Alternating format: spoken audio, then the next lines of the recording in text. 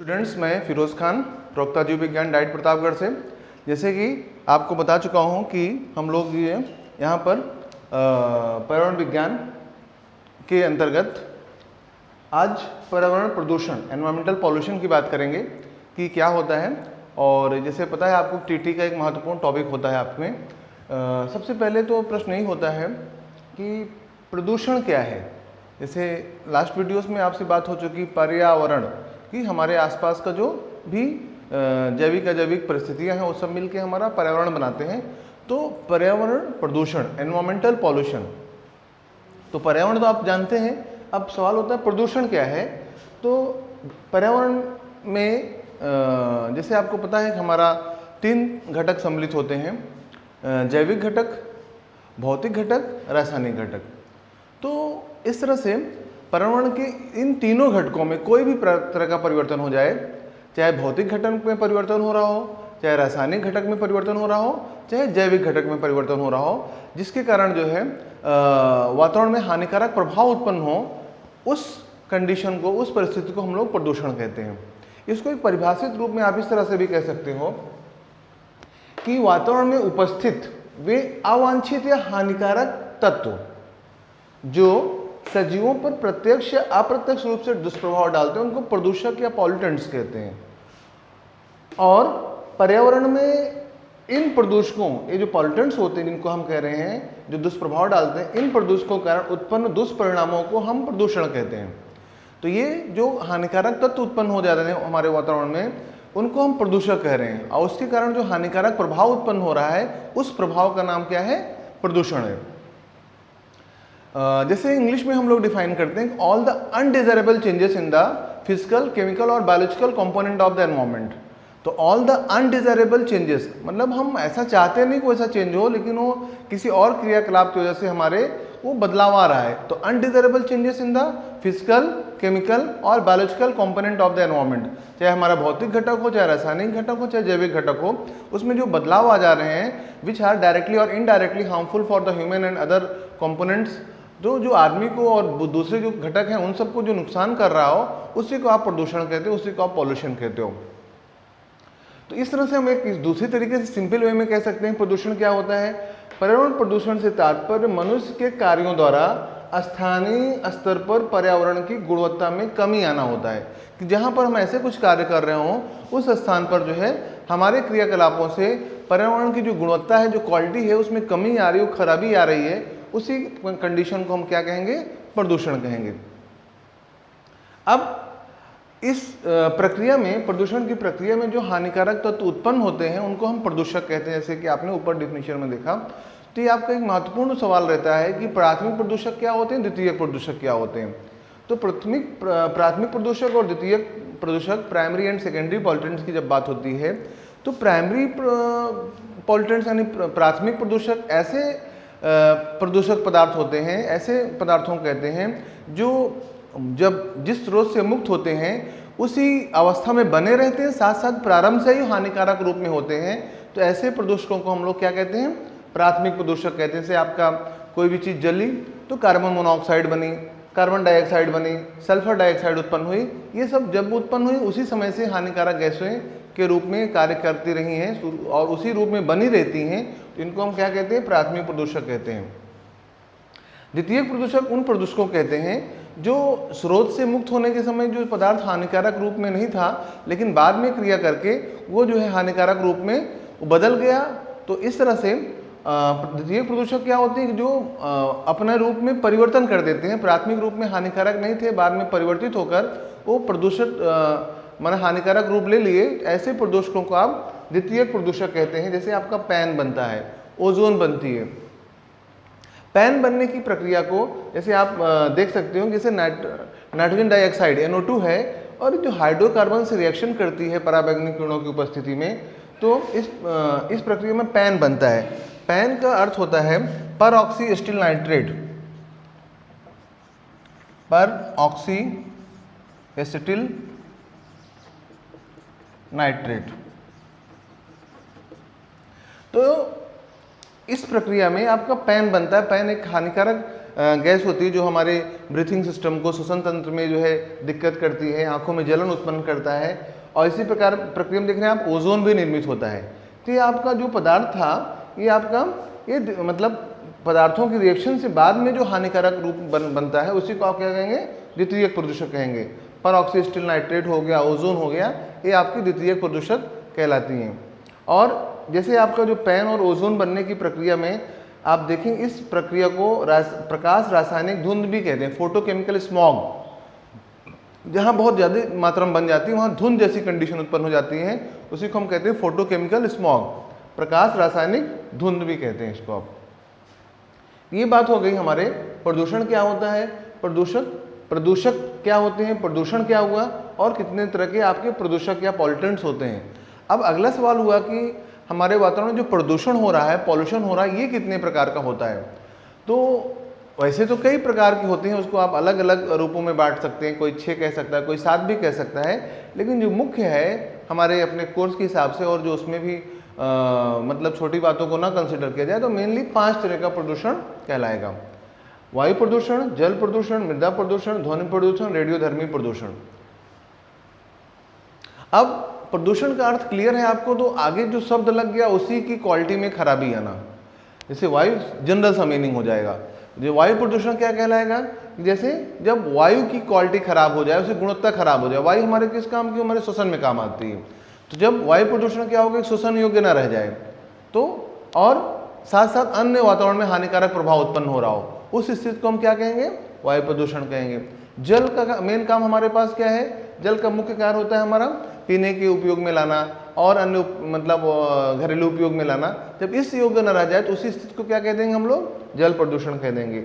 मृदा प्रदूषण, मृदा हमारा जो होती है उसकी मेन कैरेक्टर होता है, मेन मुख्य गुण होता है, उसमें उसकी उत्पादकता बनी रहे। अगर उसकी उत्पादकता प्रभावित हो जाए, उसका जो संगठन है परिवर्तित हो जाए, तो उस कंडीशन को क्या कहेंगे हम लोग, मृदा प्रदूषण कहेंगे। ध्वनि प्रदूषण, ध्वनि हमारे क्या है, जैसे साउंड कहा जा रहा है, ठीक है, तो सॉरी, ध्वनि प्रदूषण को हम लोग इंग्लिश में नॉइस कहते हैं। तो नॉइस और साउंड, साउंड तो कोई भी आवाज़ हुई, नॉइस मीन्स अनवांटेड साउंड, यानी ऐसी आवाज़ जो प्रिय न हो, जो अच्छी न लग रही हो, ऐसी आवाज़ को क्या कहते हैं हम लोग, नॉइस। तो इंग्लिश में हम लोग नॉइस कहते हैं, साउंड ना कह के नॉइस पोल्यूशन कहते हैं। तो अवांछित आवाज़, जो आपका जो ध्वनि है, जो आपकी वो प्रिय ना हो, अच्छी ना लग रही हो, तो उसी या किसी तरह से हानिकारक हो, उसी को हम, ऐसी साउंड को ही हम नॉइस कहते हैं। तो नॉइस पोल्यूशन यानी ध्वनि प्रदूषण हो गया। रेडियोधर्मी प्रदूषण आपका क्या हो गया कि हमारी बहुत सी जो है रेडियो एक्टिव क्रियाएं होती हैं, और उस प्रक्रिया में बहुत से हानिकारक कण निकलते हैं, विकिरण निकलती हैं, वो हमें कई प्रकार से हानि पहुंचाती हैं। उस प्रदूषण को भी हम रेडियोधर्मी प्रदूषण कहते हैं। इस तरह से इन प्रदूषणों का मुख्य अपना नाम से ही सार स्पष्ट है कि क्या है वो। लेकिन अब एक एक प्रदूषण की जब बात करते हैं, तो हम सबसे पहले जब वायु प्रदूषण की बात करेंगे, तो जब भी कोई प्रदूषण की हम बात करते हैं तो हमारे दिमाग में 2-3 बातें उससे संबंधित आनी चाहिए। पहली बात ये आनी चाहिए कि है क्या वो प्रदूषण, दूसरी बात उसका क्या कारण होता है, क्यों उत्पन्न हो रही है प्रदूषण हो, तीसरी बात कि क्या उसका प्रभाव है, उसका दुष्परिणाम क्या है हमारे ऊपर या वातावरण के ऊपर, और फिर आखिरी बात ये होती है कि उसका निवारण क्या है हमारे पास, कि उसको जो प्रदूषण हमने पढ़ा समझा तो उसको कैसे कम किया जाए। इतनी बातें आपके कोई भी प्रदूषण के संबंध में, इतनी बातें आपके दिमाग में आनी चाहिए, और आती भी है कि वो प्रदूषण क्या होता है, उसका क्या कारण है, कहाँ से उत्पन्न होता है, उसके हानिकारक प्रभाव क्या है, दुष्परिणाम क्या है, और कैसे इसका निवारण किया जाए, कैसे इसकी रोकथाम की जाए। इतनी बातें जब किसी भी प्रदूषण की बात होती है तो इतनी बातें आपके दिमाग में आती हैं। तो सबसे पहले जैसे वायु प्रदूषण की बात हुई, तो वायु की जो है संगठन में ऐसा हानिकारक परिवर्तन हो जाए, ऐसा बदलाव आ जाए जिससे कि वो श्वसन के योग्य न रह जाए और साथ साथ वातावरण में भी हानिकारक प्रभाव उत्पन्न करे, उस स्थिति को हम वायु प्रदूषण कहते हैं। ये तो बात हो गई वायु प्रदूषण की। कारण क्या होता है इसका, आप जान रहे हैं कि कारण तो इसके बहुत सारे हैं। आज सबसे बड़ा जो हमारे प्रदूषण में कारण है वो मनुष्य की क्रियाकलाप है।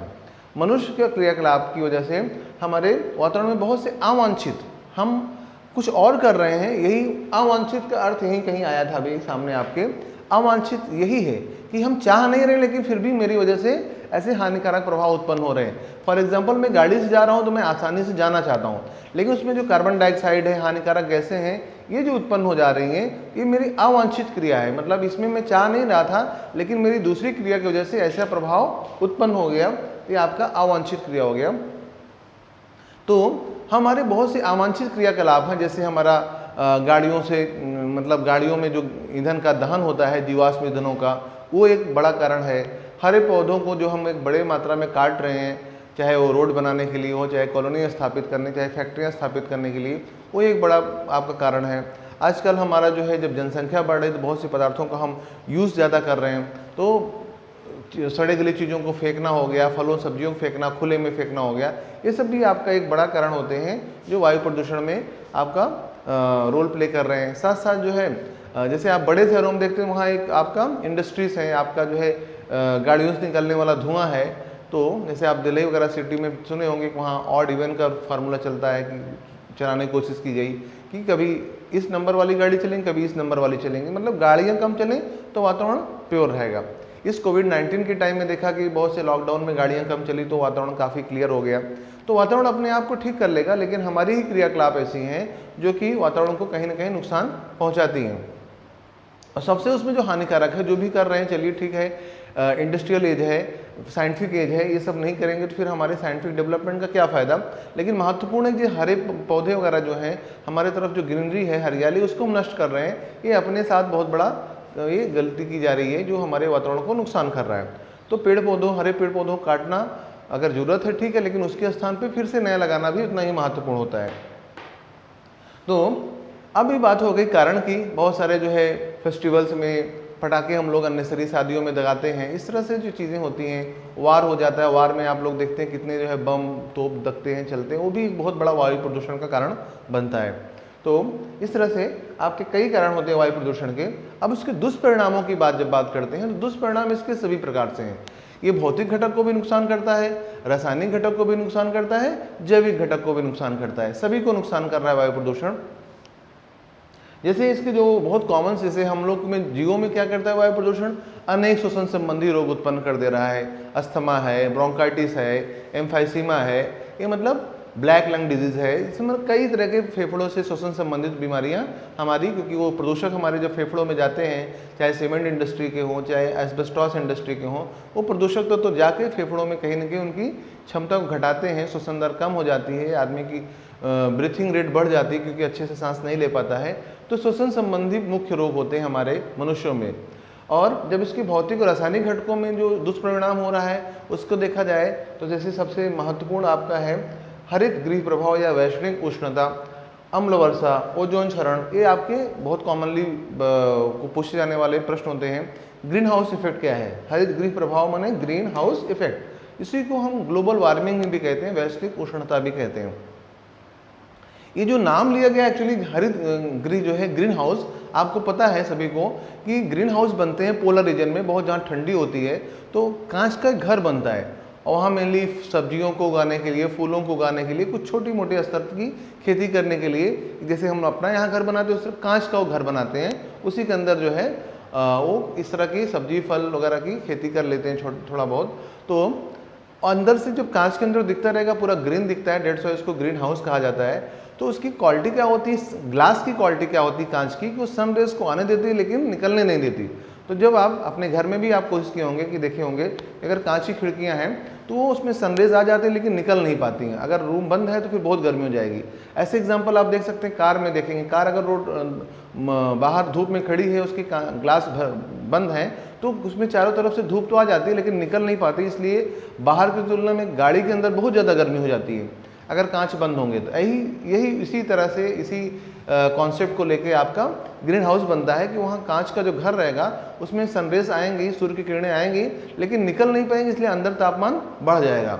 तो अंदर तापमान बढ़ जाता है तो वहाँ जो ठंडे प्रदेशों में तो पौधों को भी एक एवरेज तापमान चाहिए, औसत तापमान चाहिए, तो वो जो उनकी नीड जरूरत पूरी हो जाती है। तो वहाँ पर उसमें गर्मी बढ़ने का एक ग्रीन हाउस का कॉन्सेप्ट होता है। तो उससे यहाँ कोई मतलब नहीं, लेकिन नाम वहीं से लिया गया है। तो वैसा ही एक प्रभाव अपने पृथ्वी पर इस समय हो रहा है प्रदूषण के कारण, वही वाला प्रभाव कि गर्मी बढ़ने का कारण, गर्मी का बढ़ना। तो इसलिए इसका नाम क्या रखा गया है, ग्रीन हाउस इफेक्ट या हरित गृह प्रभाव। इसमें वहाँ पे तो कांच रोल प्ले कर रहा था, जो सूर्य की किरणें आ रही थी उसको रोकने में, उसको वापस ना जाने देने में। यहाँ पर जो आपकी जो मेन रोल प्ले करती हैं ग्रीन हाउस इफेक्ट में, हमारे प्रदूषण में उत्पन्न जो है कुछ हानिकारक गैसें हैं, और उनको हम क्या कहते हैं, ग्रीन हाउस गैसेस कहते हैं, ग्लोबल वार्मिंग गैसेस कहते हैं, जो हमारे ग्लोबल वार्मिंग क्रिएट कर रही हैं, उत्पन्न कर रही हैं। इसमें सर्वाधिक महत्वपूर्ण जो गैस है आपकी, वो कार्बन डाइऑक्साइड है। उसका सबसे बड़ा रोल होता है, अगर आप देखेंगे तो करीब टोटल का 60% जितना भी गैसेस इनका दुष्परिणाम हो रहा है, उसमें 60% रोल जो है आपकी CO2 का ही है, मोर देन 60%। बाकी करीब 20% जो है आपका मीथेन का रोल होता है, और लगभग 14% CFCs का होता है, और आपका 6% के आसपास जो है N2O होता है। इस तरह से आपके इनके हानिकारक प्रभाव होते हैं। तो ओवरऑल मैं एक आपको चार्ट के थ्रू बताता हूँ कि कौन सी गैसेस का कितना जो है रोल है ग्रीन हाउस इफेक्ट में। तो सबसे बड़ा रोल तो आपका होता है CO2 का, इसका रोल करीब 60% अकेले है। नेक्स्ट नंबर पर जो आपकी महत्वपूर्ण गैस आती है वो है मीथेन, जो पदार्थों के सड़ने गलने से बनती है, इसका रोल होता है 20%। नेक्स्ट आपकी गैस जो महत्वपूर्ण रोल प्ले करती है क्लोरोफ्लोरोकार्बन्स हैं, CFCs हैं, इसका रोल होता है करीब 14%। और एक आपकी गैस जो N2O है, जो आपके ईंधनों के जो गाड़ियों से ईंधनों के जलने से मुख्यतः रिलीज होती है, उसका रोल 6% है। इस तरह से आप एक समरी के फॉर्म में दिमाग में रख सकते हैं कि कौन कौन सी गैसें हमारी जो है ग्रीन हाउस गैसें कहलाती हैं, जो इस तरह का ग्रीन हाउस इफेक्ट क्रिएट करती हैं। तो ये जैसे आपको पता है कि पेड़ों के कम होने से, जीवाश्म ईंधनों के अधिक जलने से CO2 की मात्रा हमारे वातावरण में थोड़ा सा बढ़ रही है। जो CO2 की मात्रा बढ़ रही है, इसके कारण जो है ये CO2 जो है वही जो कांच का प्रभाव होता है, वही इसका होता है कि जो दिन में हमारी सूर्य की किरणें आती हैं उसको रोक लेता है, और जैसे रात में परावर्तित हो जाती है, इसलिए रात में आपका तापमान कम हो जाता है। लेकिन ये जो गैसें बढ़ रही हैं, इनके कारण हमारा जो दिन में सूर्य का विकिरण आ रहा है उसको वापस नहीं होने देती शाम रात में, और इस तरह से हमारा पृथ्वी का तापमान धीरे धीरे बढ़ रहा है। इसी को हम कहते हैं ग्रीन हाउस इफेक्ट, और ये बढ़ना पूरे वर्ल्ड में हो रहा है, पूरे ग्लोब में हो रहा है। दैट्स वाई इसको ग्लोबल वार्मिंग भी कहते हैं। अब इसकी इतनी गंभीरता को इसी लाइन से समझ सकते हैं, कहते हैं कि global warming is a global warning, अपने आप में चेतावनी है। अपना इतना इसका हानिकारक प्रभाव है, अगर हम जल्द ही सुधार ना करेंगे तो समझिए कि इसका हमारा जो है सबसे बड़ा जो खतरा हो रहा है कि इसके कारण जो हमारा ध्रुवों पर जो बर्फ़ है वो पिघल रही है, और पिघलना प्रारंभ भी हो गई है। अभी भले ही उसका दर कम है, लेकिन पिघलना प्रारंभ हो गई है। और वहाँ पे आपको पता है बहुत बड़े मात्रा में जल उपस्थित है। अगर वो जो है पिघल जाएगी तो हमारे समुद्र तल का स्तर बहुत ऊपर हो जाएगा, और इसी कारण बहुत सारे आपके जो है आइलैंड हैं, जो द्वीप समूह, वो डूब जाएंगे। ठीक है, मतलब जैसे हमारा एक भारत एक आपका पेनिनसुलर कंट्री है, प्रायद्वीप है, कि जो 3 तरफ से पानी से घिरा है। आपको पता होना चाहिए, द्वीप समूह जो चारों तरफ से पानी से घिरे हैं, और प्रायद्वीप जो 3 तरफ से पानी से घिरा है। आप देखते हैं अपने भारत के जो है पूरब में, पश्चिम में और दक्षिण में 3 तरफ से हमारा पानी से घिरा हुआ है। केवल ये नॉर्थ इंडिया जो है लैंड लॉक्ड है।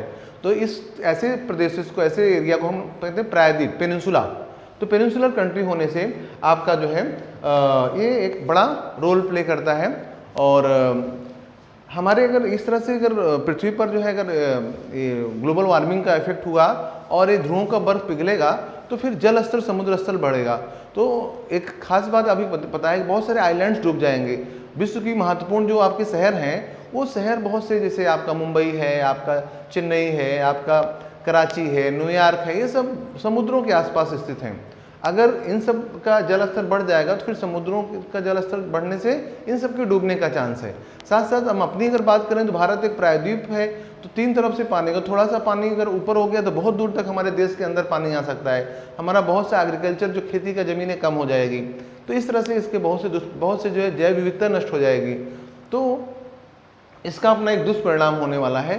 तो इसीलिए हम कहते हैं कि global warming is a global warning, बहुत ही खतरे की घंटी है अगर इन सब परिस्थितियों का ना बदला गया तो।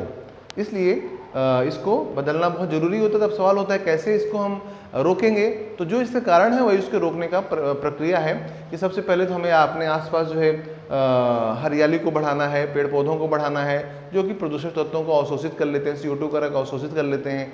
जीवाश्म ईंधनों का कम प्रयोग करना है, उसके स्थान पर कोई दूसरा ईंधन यूज़ किया जाए जो एनवायरमेंट फ्रेंडली हो। तो इस तरह से ये कॉन्सेप्ट अडॉप्ट करना होता है। वायु प्रदूषण के बाद जो दूसरी महत्वपूर्ण प्रदूषण हरित ग्रीन हाउस इफेक्ट के बाद दूसरा महत्वपूर्ण बात आती है वो अम्ल वर्षा की आती है, एसिड रेन की बात आती है। तो इन्हीं में जो आपकी जो N2O हैं, नाइट्रस गैसें हैं और NO2 हैं और SO2 हैं, ये सब गैसें जो आपकी जो ईंधनों के जो है जलने के उपरांत जो उसमें गाड़ियों में आपका जो ईंधन जलता है, दहन होता है, इसमें गैसें निकलती हैं। और जो NO2 वगैरह है ये जो है वातावरण में क्या है, जलवाष्प है, H2O के फॉर्म में, वाष्प के रूप में H2O है, जलवाष्प है। तो जब ये मुक्त होती हैं, जैसे आपकी NO2 है तो ये जलवाष्प के साथ रिएक्ट करके HNO3 बना लेती है, नाइट्रिक अम्ल। ऐसे जो है SO2 है, ये जलवाष्प के साथ रिएक्ट करके H2SO4 बना लेती है। इस तरह से इसकी मात्रा बढ़ जाएगी तो इस तरह से H2SO4 बन जाएगा। तो अब आपका ये जो नाइट्रिक अम्ल है, सल्फ्यूरिक अम्ल है, ये जो बन के वातावरण में इसी में जो गैसें क्रिया करती हैं तो आपका ये अम्ल बढ़ जाते हैं। और जब ये अम्ल बढ़ जाते हैं तो वर्षा जल के साथ साथ जब हमारी पृथ्वी पर आते हैं तो इसी को हम क्या कहते हैं, अम्ल वर्षा कहते हैं। अम्ल वर्षा एसिड रेन का कई तरह का हानिकारक प्रभाव है। आप कह सकते हैं कि इसका जंतुओं पर भी हानिकारक प्रभाव है, इनकी त्वचा संबंधी रोग उत्पन्न कर देता है। मृदा में भी हानिकारक प्रभाव करता है। जब एसिड रेन होगा, एसिडिक अम्ल बारिश रहेगी तो उसमें जो है मृदा की अम्लीयता को बढ़ा देगा, उससे मृदा की उत्पादकता घट जाएगी। साथ साथ जो है एसिड रेन का जो है आपका एक बड़ा दुष्परिणाम है, इससे स्टोन लेप्रोसी, पत्थरों का कोढ़, माने जहाँ पे जिन भी पत्थरों पड़ता है उसकी रंग और चमक को उड़ा देती है। और जैसे आपके महत्वपूर्ण जो बिल्डिंग्स हैं, फेमस हैं आपके रंग के लिए, अपने कलर के लिए, जैसे आपका लाल किला हो गया, व्हाइट हाउस हो गया, अपने रंग के लिए फेमस हैं। तो इनके कलर को डिप्लीट कर उड़ा देते हैं।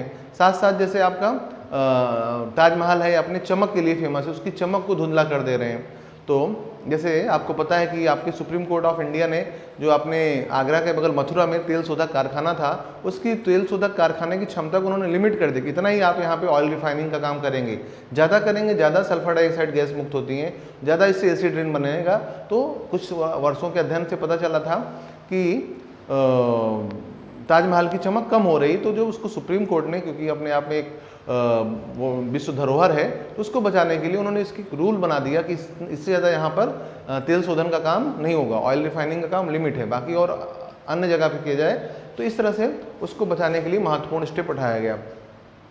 तो अम्ल वर्षा हो गया। इस तरह से तीसरा महत्वपूर्ण इसका दुष्परिणाम है वायु प्रदूषण का, ओजोन क्षरण।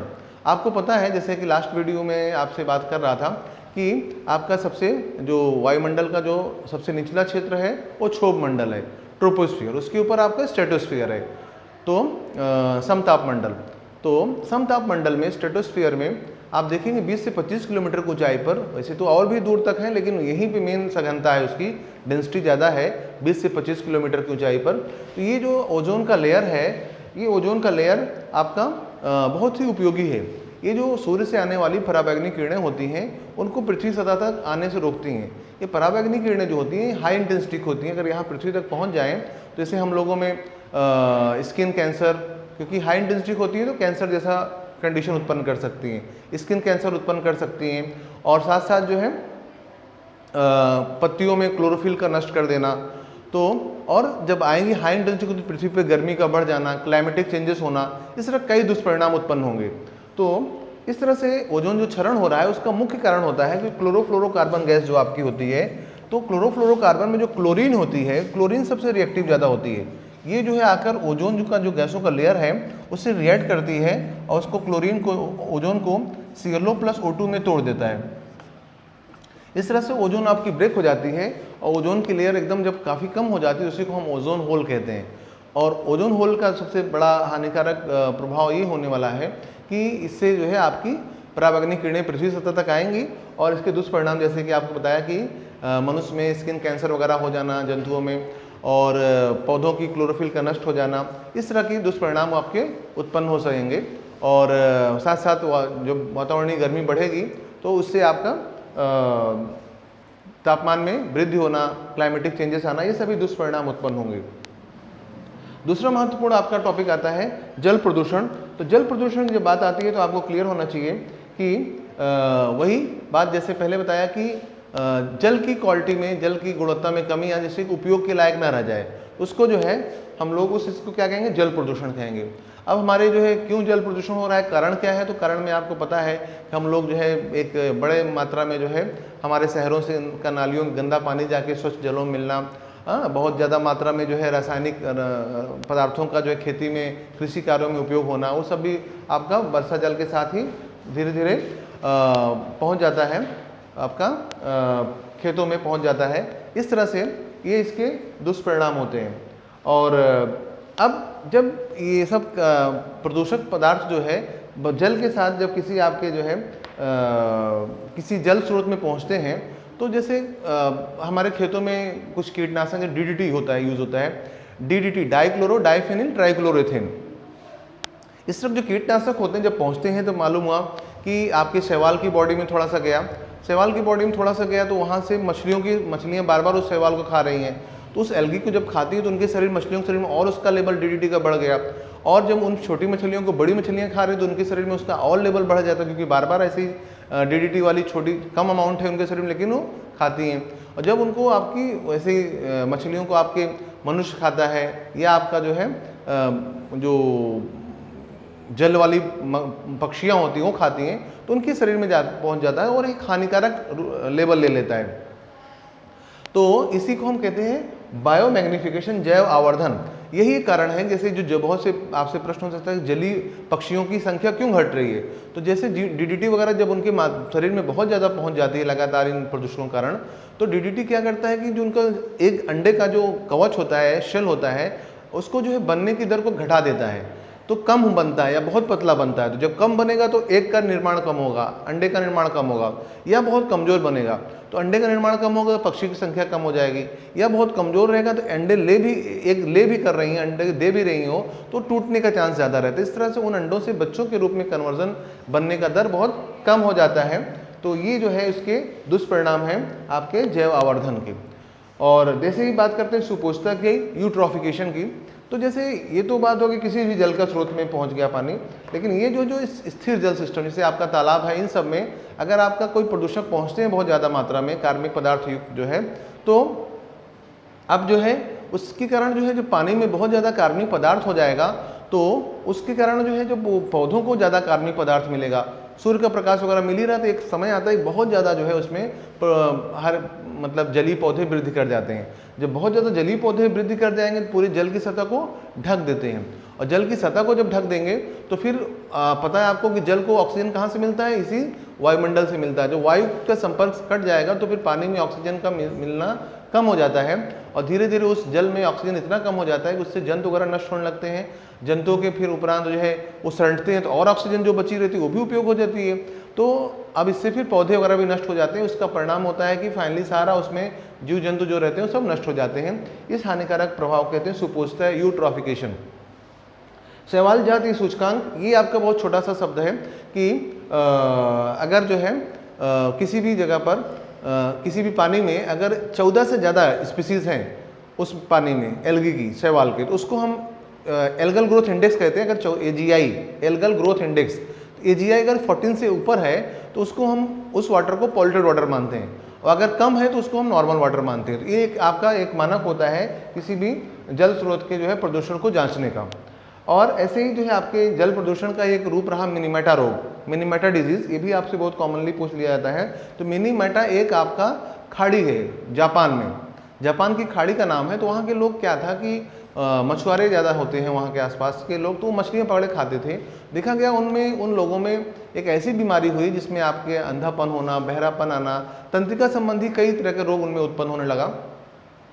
तो कारण जब स्टडी किया गया तो पता चला इन लोगों के शरीर में पारे की Hg मरकरी की मात्रा काफ़ी अधिक है। तो क्यों अधिक है? तो पता चला कि जहाँ से ये लोग मछलियाँ पकड़ते हैं मिनीमेटा खाड़ी से, उसमें जो है उस पानी में ही मरकरी की मात्रा अधिक है, इसलिए मछलियों के शरीर में भी बढ़ गया। तो क्यों? क्योंकि उसका कारण था कि उसके बगल एक मरकरी का एक इंडस्ट्री था, तो वहाँ से आने लगा, तो इसीलिए उस रोग का नाम मिनीमेटा रिजिस कहा गया। तो इस तरह से जल प्रदूषित होगा तो जंतुओं की सहायता से मनुष्य के शरीर में वो सब प्रदूषक आ सकते हैं और इस तरह से हमारे अंदर अनेक रोग उत्पन्न हो सकते हैं। फिलहाल इस रोग को क्या कहा गया? मिनीमेटा रोग कहा गया। इसी तरह से अब सवाल होता है कैसे हम अपने जो है जल प्रदूषण को नियंत्रित करेंगे, जिसके लिए STPs सीवेज ट्रीटमेंट प्लांट्स स्थापित किए जा रहे हैं। STP जो आपका सीवेज ट्रीटमेंट प्लांट स्थापित किया जा रहा है, आपका खादी विलेज इंडस्ट्रीज कमीशन का और आपका जो है Ganga action plan, Yamuna action plan, इन सब का संयुक्त प्रयास है कि कैसे हम अपने जल को जो है प्रदूषित होने से बचाएं। जो हमारा सीवर नालियों, नगर पालिका की गंदे पानी को कहते हैं सीवेज कहते हैं, और उनकी नालियों क्या कहते हैं? सीवर कहते हैं, क्योंकि नगर में ही आपका एक ड्रेनेज सिस्टम होता है। तो इस तरह से नगर पालिका का municipal waste water is called sewage. तो नगर पालिका का जो गंदा पानी हो सीवेज है, जिन नालियों से चलता है वो सीवर है। तो सीवेज जो है आपका सीधे अगर साफ पानी में जाके मिल जाएगा तो पानी को गंदा कर देगा। तालाब है, नदी है और आपका कोई भी समुद्र है तो इतना गंदा करेगा उसको। इसके लिए ये आपकी गंगा एक्शन प्लान और यमुना एक्शन प्लान के अंतर्गत ये मतलब प्लानिंग की गई कि जो पानी होता है इसको मेन वाटर बॉडी मिलने से पहले इसको साफ़ किया जाए, और साफ़ करने के लिए जो प्लांट बनाया गया है, जो सिस्टम बनाया है, उसको सीवेज ट्रीटमेंट प्लांट कहते हैं। वहाँ पर जाता है, उसमें 2-3 लेवल पर आपका पानी स्वच्छ होता है, उसमें से प्रदूषकों को अलग कर लिया जाता है, तब पानी आपका स्वच्छ पानी में मिलाया जाता है। तो इस तरह से आपका वाटर पॉल्यूशन काफ़ी साफ हो जाता, मतलब सुरक्षित रहता है। अब इसी के साथ साथ कुछ बातें आती है, DO क्या है, BOD क्या है, COD क्या है, ये भी महत्वपूर्ण है। DO का मतलब डिजॉल्व ऑक्सीजन, BOD का मतलब बायोकेमिकल ऑक्सीजन डिमांड, और COD का मतलब केमिकल ऑक्सीजन डिमांड। बहुत छोटे से शब्द हैं। DO का मतलब पानी में कितना ऑक्सीजन घुलित है। जो पानी जितना ज़्यादा स्वच्छ होगा उसमें घुलित ऑक्सीजन की मात्रा उतना अधिक होगी, जो जितना प्रदूषित होगा उसमें DO की मात्रा, डिजॉल्व ऑक्सीजन, कम होगी। अब जब पानी की मात्रा जो है आपकी अधिक है, पानी में ऑक्सीजन की मात्रा कम होगी, तो जब पानी में जो है जो कार्बनिक पदार्थ उसके विघटन के लिए जो आपके माइक्रोब्स होते हैं, जो आपके सूक्ष्म जीव होते हैं, उनको ऑक्सीजन की आवश्यकता ज़्यादा होगी। तो ऑक्सीजन की आवश्यकता ज़्यादा होगी। जब पानी प्रदूषित होगा तो उसमें DO कम होगा, तो बायोकेमिकल ऑक्सीजन डिमांड ज़्यादा होगी। तो इस तरह BOD और DO एक दूसरे के ऑपोजिट होते हैं, ये बात आपको दिमाग में रखना है। अब आपको अगर BOD को डिफाइन करना है तो BOD बहुत शॉर्ट में आप कह सकते हैं कि क्या है कि 1 लीटर पानी में उपस्थित कार्बनिक पदार्थों के विघटन के लिए जो माइक्रोब्स होते हैं, सूक्ष्म जीव होते हैं, उनको कितनी ऑक्सीजन की जरूरत होगी 5 दिनों में, उस मात्रा को हम कहेंगे BOD। तो ये आपका जल प्रदूषक का भी एक मात्रा होता है। साथ साथ COD की क्या, केमिकल ऑक्सीजन डिमांड, कि जैसे हम लोग जो प्रदूषित पदार्थ हैं वहाँ पे हम लोग माइक्रोब्स की सहायता से उसको नष्ट कर रहे थे कार्बनिक पदार्थों को, यहाँ पर हम केमिकल रासायनिक पदार्थों की सहायता से उसको नष्ट करने के लिए, उसको ब्रेक करने के लिए कितने ऑक्सीजन की मात्रा की आवश्यकता होगी, उसको हम COD कहते हैं। इस तरह से ये आपके जल प्रदूषण की प्रमुख प्रॉब्लम्स हो गई। उसके कैसे जो है निवारण कैसे किया जाए, तो इसमें STP स्थापित किया जाए, कहाँ कम रासायनिक पदार्थों का कृषि वगैरह में उपयोग किया जाए, नालियों का जो है गंदा पानी होता है उसको जो है हानिकारक उसमें पदार्थों का जो है कम उपयोग किया जाए, कम रासायनिक जो घरों की सफाई उफाई में यूज़ होते हैं उनको कम उपयोग किया जाए। इस तरह से आप इन प्रक्रियाओं को अपनाते हैं। फिर बात आती है मृदा प्रदूषण। मृदा की, जैसे आपसे बताया कि मृदा प्रदूषण की स्थिति में क्या है कि हमारा जो विभिन्न हमारे क्रियाकलाप है, उसमें मृदा की गुणवत्ता में कमी आ रही है, उत्पादकता में कमी आ रही है, उसको हम मृदा प्रदूषण कहेंगे। ये अभी आपका प्रदूषण का एक प्रमुख रूप है। और ध्वनि प्रदूषण की बात आती है। ध्वनि प्रदूषण में मुख्य आपका प्रश्न ये पूछता है कि कितनी नॉर्मल इंटेंसिटी हमारी साउंड कितनी होती है और प्रदूषित ध्वनि की तीव्रता कितनी होगी। तो आपको पता है जैसे हम लोग सामान्य बातचीत करते हैं तो ध्वनि के जो यहाँ पर मेजरमेंट यूनिट लिया जाता है डेसिबल, DB, डेसिबल आप जानते होंगे, तो ग्राहम बेल के नाम पे है। तो इसका जो यूनिट हमारे, जैसे हम कहते हैं सामान्य बातचीत की जो हमारी इंटेंसिटी होती है 30 से 40 डेसिबल होती है, थोड़ा और बात करेंगे 50-60 डेसिबल हो जाएगी। लेकिन अगर कोई ध्वनि 80 डेसिबल से ऊंची तीव्रता की है, वो जो है उससे अधिक क्यों है, तो वो आपकी प्रदूषित ध्वनि कहलाती है। ध्वनि प्रदूषण से आपको पता है अगर हम बहुत ऊंची आवाज़ में काफ़ी देर तक रहते हैं उससे हमारे सुनने की क्षमता कम हो जाती है, उससे हमारे जो है तंत्रिकाओं की जो है क्रियाकलाप जो है प्रभावित हो जाते हैं, प्रॉपर नींद नहीं आती है। इस तरह से नर्वस सिस्टम की कई डिसऑर्डर उत्पन्न हो जाते हैं, हार्ट बीट रेट बढ़ जाती है, ये सब दिक्कतें उत्पन्न होती हैं। ध्वनि प्रदूषण के बाद जो है, अच्छा एक बात और आपको नहीं बताया, ओजोन जो आपका है, तो ओजोन का जो यूनिट होता है उसको हम DU डेसिबल डॉप्सन्स यूनिट, उसको हम ओजोन की जो मोटाई है उसको हम DU यूनिट से मेजर करते हैं। तो ओजोन की जो मोटाई उसको मेजर करने का यूनिट क्या है, DU है। ध्वनि प्रदूषण को मेजर करने का यूनिट डेसिबल है।